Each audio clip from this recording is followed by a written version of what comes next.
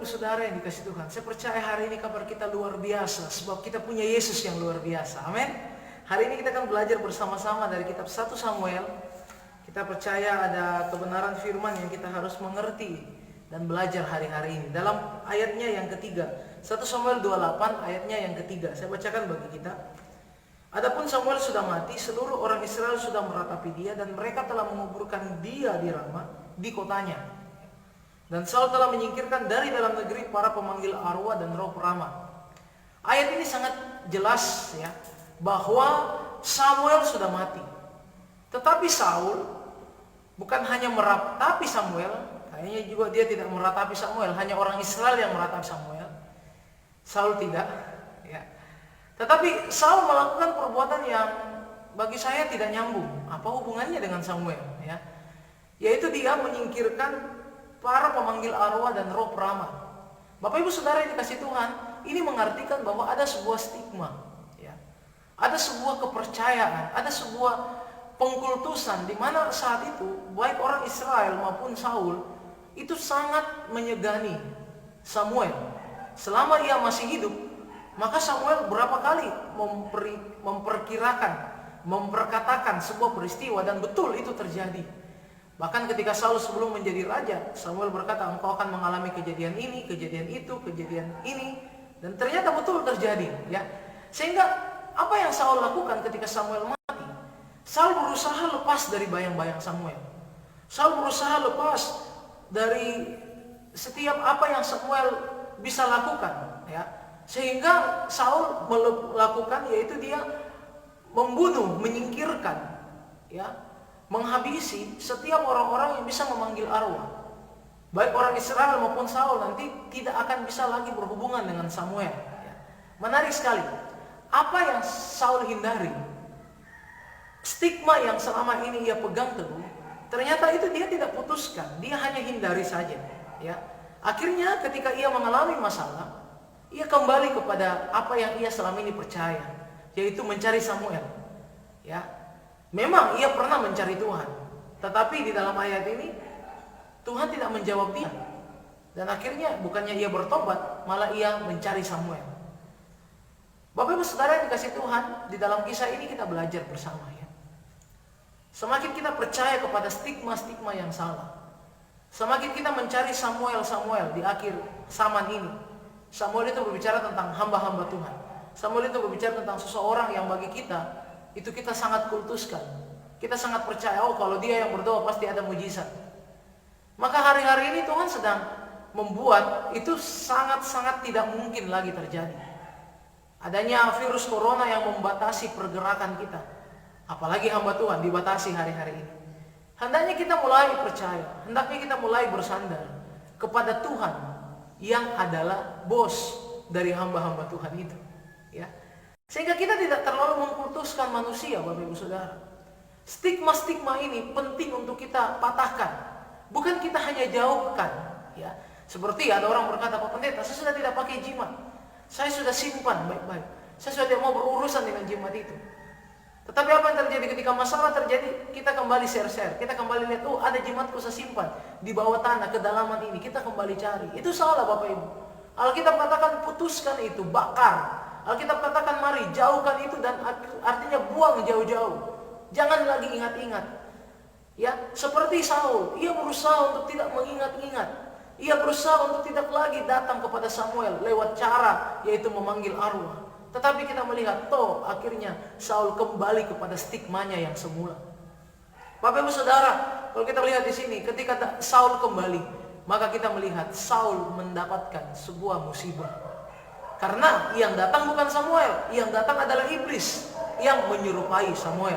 Kalau kita baca di dalam ayatnya yang ke-13 bagian B, aku melihat, kata perempuan pemanggil arwah itu, sesuatu yang ilahi muncul dari dalam bumi. Ini sudah salah. Yang ilahi itu tidak muncul dari dalam bumi. Dari dalam bumi itu adalah sesuatu yang bukan ilahi, sesuatu yang jahat, yaitu setan. Yang ilahi itu muncul dari atas, dari sorga. Ada kegagalan, ada sebuah malapetaka yang akhirnya Saul alami. Dan apa yang Samuel KW, Samuel palsu ini katakan, semuanya terjadi. Musibah, iblis tidak pernah berkata berkat. Iblis selalu berkata kutuk, Bapak Ibu Saudara. Oleh sebab itu hari ini, mari kita lepaskan stigma-stigma kita. Kita datang sama Tuhan. Kita percaya, bukan manusia yang memberi kesembuhan. Kita harus percaya, bukan manusia yang memberikan kita harapan. Kita harus percaya, bukan manusia yang memberikan kita pertolongan. Pertolongan dari manusia itu terbatas, dan hari ini itu sangat terbukti. Adanya virus corona memberikan kita keterbatasan untuk saling menolong, bukan? Oleh sebab itu hari ini, mari kita datang langsung pada Tuhan. Percayalah, saat kematian Yesus di atas kayu salib sudah terjadi, maka saat itu terjadi sebuah peristiwa yang sangat luar biasa di dalam bait Allah, yaitu tirai bait Allah terbelah menjadi dua dari atas sampai ke bawah. Itu menggambarkan bahwa jalan kita masuk ke tempat Allah bersemayam tidak perlu diwakili lagi, tidak perlu pakai imam besar, tetapi kita bisa datang sendiri dengan membawa darah anak domba. Kita masuk ruang Maha Kudus, kita bertemu dengan Yesus, kekasih jiwa kita. Kita bertemu dengan kuasanya yang indah dan ajaib. Engkau akan mengalami pertolongan Tuhan. Engkau akan mengalami jamahan Tuhan tanpa perlu perantara lagi. Hari ini engkau sendiri akan bertemu dengan Yesus. Asalkan engkau mau percaya, asalkan engkau mau berharap, berserah kepadanya. Mari katakan bersama-sama. Kami perlukan keajaiban-Mu. Kami butuhkan sentuhan tangan-Mu. Kami tak dapat jalan sendiri. Katakan, kami perlu Kau Tuhan. Oh, kami perlukan keajaiban-Mu. Kami butuhkan sentuhan tangan-Mu. Kami tak dapat jalan sendiri. Dengan iman katakan, kami perlu Kau Tuhan. Lebih daripada manusia, lebih daripada apapun yang ada di dunia ini, kami memerlukan Engkau Tuhan. Hari ini Engkau jamah setiap kami. Biarlah setiap hidup kami berada di dalam pertolongan, perlindungan, dan pemeliharaan-Mu. Kami akan melangkah di pagi hari ini. Kami percaya ada mujizat kesembuhan, ada mujizat pemeliharaan Tuhan, ada mujizat perlindungan Tuhan dinyatakan bagi hidup kami. Kami akan melangkah di dalam kemenangan. Kami percaya kami tidak akan takut bahaya, sebab Engkau Yesus yang bersama kami.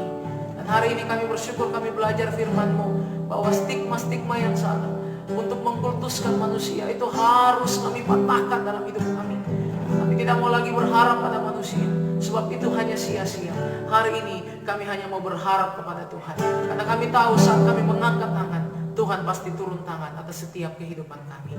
Terima kasih Tuhan, kami sambut hari baru ini. Di dalam nama Yesus kami sudah berdoa. Haleluya. Amin. Semangat pagi, semangat menjalani aktivitas. Ingat, tanpa perantara kita bisa langsung datang pada Tuhan. Jangan kita mau berharap pada Samuel. Percayalah, Samuel pun bisa mati, ya. Jadi hari ini kita harus berharap hanya pada Tuhan. Dialah sumber kekuatan dan pertolongan kita. Semangat pagi, Immanuel. Tuhan memberkati.